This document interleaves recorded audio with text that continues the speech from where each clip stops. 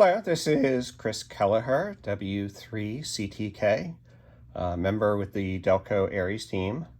Just going to do a basic how-to overview for the ICOM D-Star 4100A, which is this radio down here that we have in our A-series Go kits. So basically just press and hold on the power button over here, and when the radio turns on you'll see the model and your call sign if that's programmed in there, and then your display here. Basically it's a FM channel. We have a repeater, so a negative offset, and we're sending a PL tone. This little icon shows that I have an SD card installed, which I recommend keeping an SD card. And then right now we're searching for GPS satellites. I'm in my basement, so we won't get a strong signal on the satellites, but it's going to keep searching. The display will show you your channel name here, your frequency, and then your channel number 005. The big dial here, if you turn it, you just scroll through the different channels.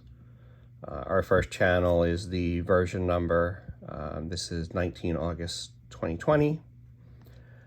We have our tactical channel, simplex calling, and then here's our main resource analog channel. To go here, here's the Delstar West digital repeater. You can see it actually, instead of FM, it's DV, digital voice. So you can scroll through. On the right hand side, we have on the bottom our squelch. So basically,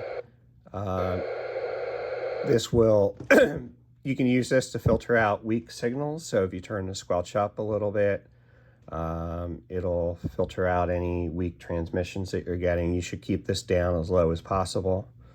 If you turn it all the way down, it'll open up the channel and you can hear whatever's going on. Right now it's just static. Top knob is volume, up and down. So we can turn the squelch up just a teeny bit right now. So that's the main display.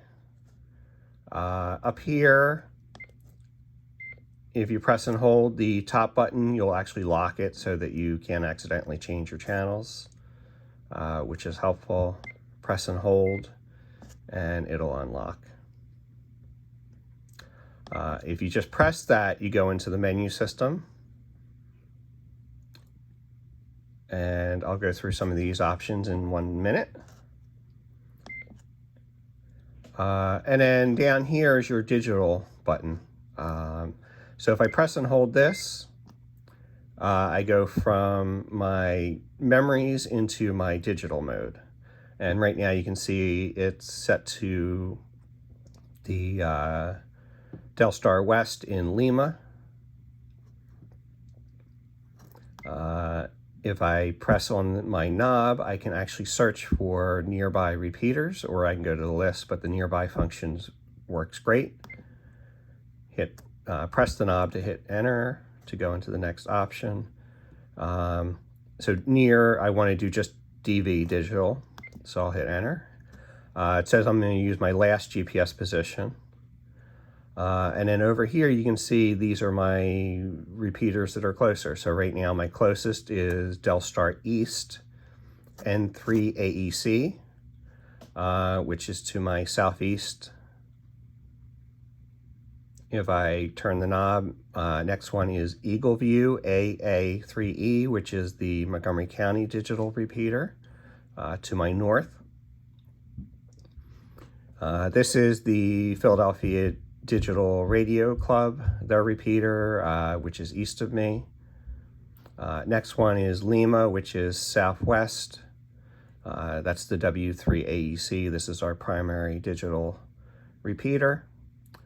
Next one is Chester County. They have two W3 EOC repeaters, a B and a C channel, One's UHF, one's VHF. And then we have Mount Laurel, and this is the Camden County ARES digital channel. So if I come back here, I can go to Lima and hit the button, and it'll go into that digital channel right now. If I press and hold the digital button, I go back to my regular display. Now I can still go over to channel 10, which is W3AEC Lima, same frequency. Up here you can see it's digital voice. So it's this and this are the same thing. Just when you're in digital mode, it gives you different displays and some more options and makes it a little easier to use. But you could just select the digital channel in memory and use it that way as well. Last thing is the menu system. Oh, that's the lock if I press and hold. So if I just press, you can see my different options in here.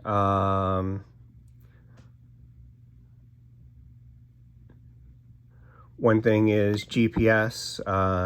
You can actually turn on the GPS logger and auto transmit your GPS location. So I recommend turning those options on.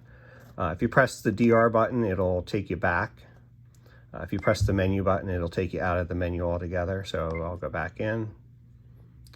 Under call sign, you can see I have my call sign in here, W3CTK.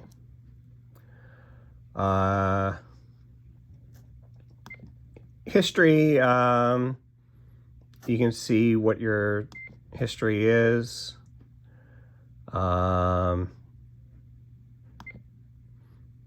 My station, so you can see my call sign again. And then I also have a message set up, so when it transmits my call sign, it also transmits a message with my name and then the 4100A model number on there, just so people know who I am and what radio I'm using. QSO RX log is helpful. You can go in here and turn these on, which you should do. The display, there's lots of display settings to customize, like your backlighting, contrast.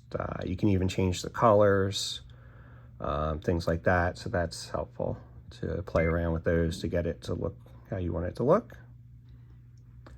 I recommend keeping an SD card in here. You can save your settings, so just hit save, hit new. It'll come up with a file name, hit enter. Do you want to save it? Scroll over and hit yes, and then basically it's going to back up my radio settings for me right here onto my SD card. And each time I do it, if I select the default file name, it'll be a new file with the date. So if I change my settings and don't like them, I can always restore. You can also import, export your call sign, the current repeater list, and GPS memory.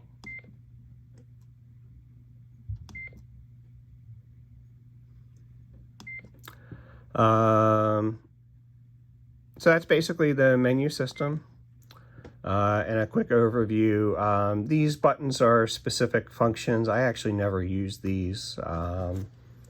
Just never had much use for them.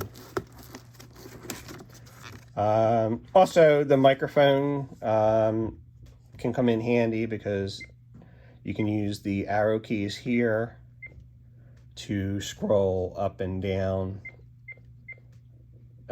through your memory channels.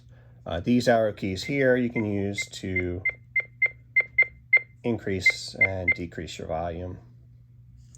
You can press and hold here to lock your channel so you don't accidentally change off of the channel that you want to stick with. And you can press and hold that again. Another neat thing is if you press and hold down and press all, you can actually scan through all of your frequencies. and then if you press again, it'll stop and you can manually put in. So that's a basic quick overview on the 4100. I'll probably put together some more videos going into more details on things like digital mode, sending files and things like that. But this is the first of, you know, just to get you acclimated with how to turn the radio on and use it.